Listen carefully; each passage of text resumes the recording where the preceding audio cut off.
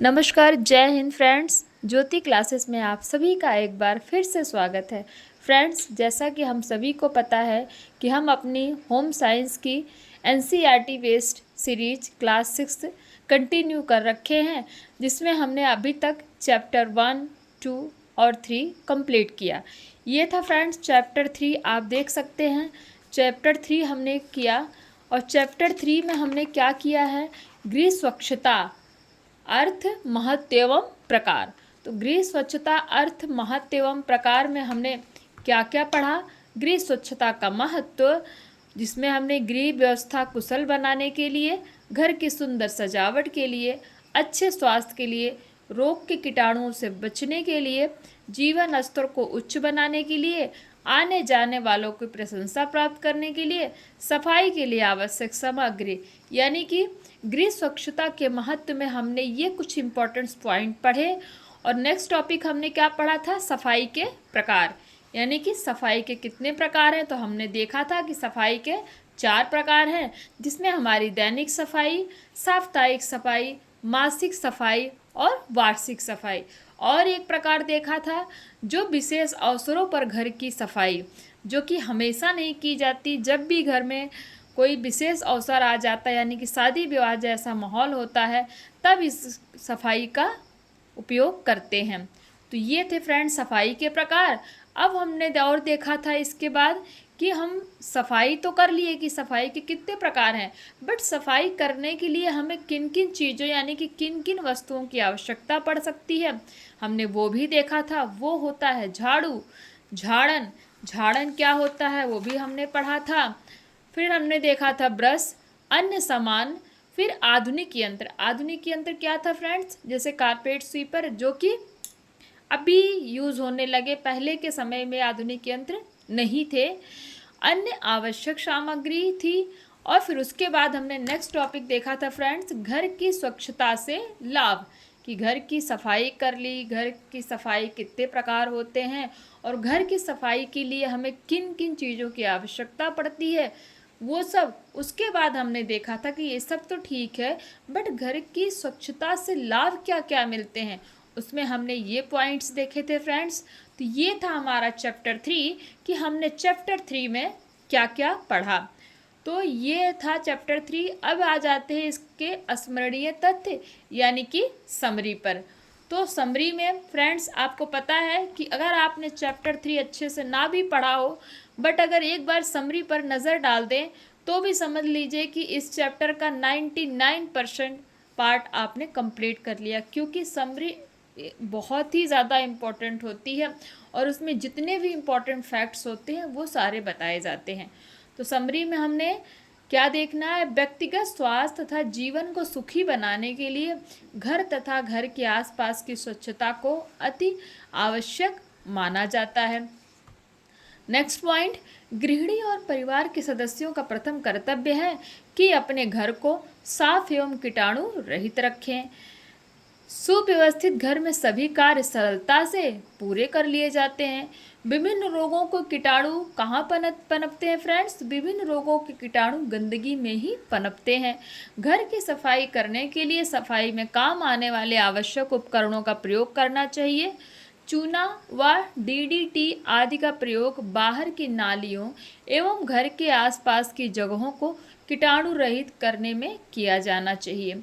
घर की सफाई को सुचारू रूप से करने के लिए 4 भागों में बांटा गया है, दैनिक सफाई, साप्ताहिक सफाई, मासिक सफाई और वार्षिक सफाई।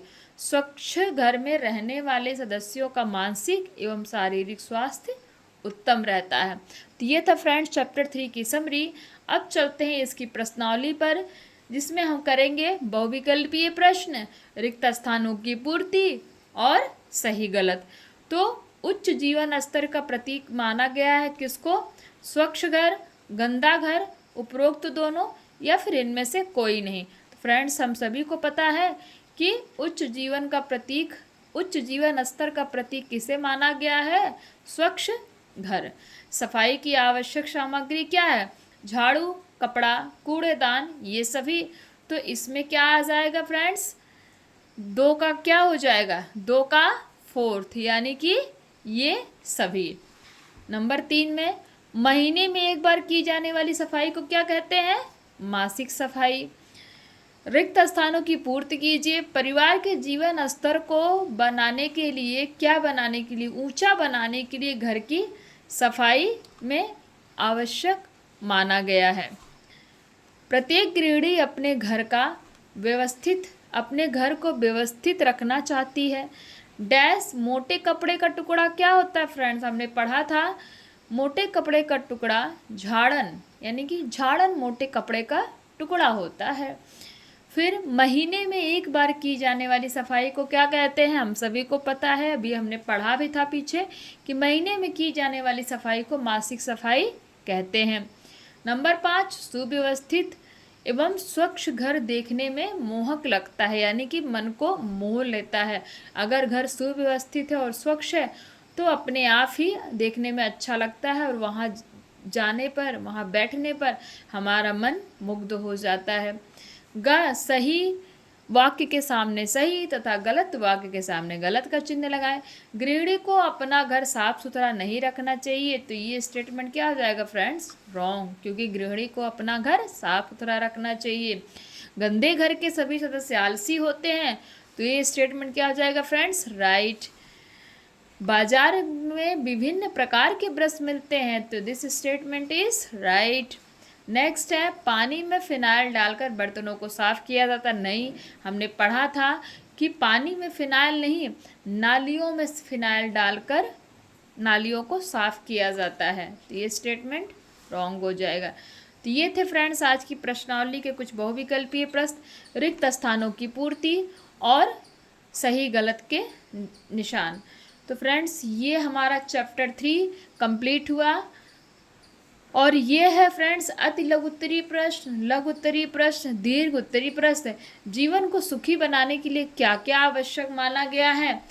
प्रत्येक गृहिणी का प्रथम कर्तव्य क्या है? घर की सफाई को आवश्यक क्यों माना गया है? झाड़न की आवश्यकता किन किन कार्यों के लिए होती है?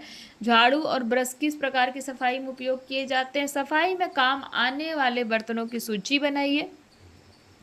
घरेलू वस्तु की देखभाल के अंतर्गत किन किन वस्तुओं पर विशेष ध्यान देना है? घर को कीटाणु रहित करने के लिए किन किन चीज़ों का प्रयोग होता है? घर की स्वच्छता के महत्व पर प्रकाश डालिए। घर की सफाई में प्रयोग की जाने वाली सामग्री कौन कौन सी है? साप्ताहिक सफाई के विषय पर प्रकाश डालिए। मासिक सफाई का वर्णन कीजिए। तो फ्रेंड्स ये हैं अति लघु उत्तरीय प्रश्न, लघु उत्तरीय प्रश्न एंड दीर्घ उत्तरीय प्रश्न। फ्रेंड्स इन प्रश्नों के उत्तर मैं नहीं लिखा रही हूँ, हाँ, लेकिन अगर आपको आवश्यकता हो तो आप कमेंट के माध्यम से हमें अपनी राय दे सकते हैं। अगर आप कमेंट में बोलेंगे कि मैम इन प्रश्नों के भी उत्तर कराइए, तो मैं अवश्य ही इन प्रश्नों के उत्तर भी आपको प्रोवाइड कराऊंगी। फ्रेंड्स इन प्रश्नों के उत्तर ना कराने का सिर्फ एक ही मकसद है कि इन प्रश्नों के उत्तर मैं आपको अगर लिखवाने लगी तो आपको पता है अति लघु उत्तरीय, लघु उत्तरीय, दीर्घ उत्तरीय। तो अति लघु उत्तरीय तो फिर भी ठीक है, बट लघु उत्तरीय और दीर्घ उत्तरीय के आंसर्स जो होते हैं वो थोड़े बड़े होते हैं, जिसकी वजह से हमारी वीडियो थोड़ी लॉन्ग हो जाएगी। तो फ्रेंड्स वीडियो ज़्यादा लॉन्ग ना हो, इसलिए फ्रेंड्स मैंने आपको यहीं तक कराया। हाँ, अगर फिर भी आप चाहते हैं कि मैं इन प्रश्नों के उत्तर आपको कराऊं, तो प्लीज़ कमेंट कीजिए, मैं अवश्य ही इसके उत्तर आपको प्रोवाइड कराऊंगी। तो ये था फ्रेंड्स हमारा चैप्टर 3। मिलते हैं नेक्स्ट चैप्टर में, तब तक के लिए धन्यवाद। जय हिंद।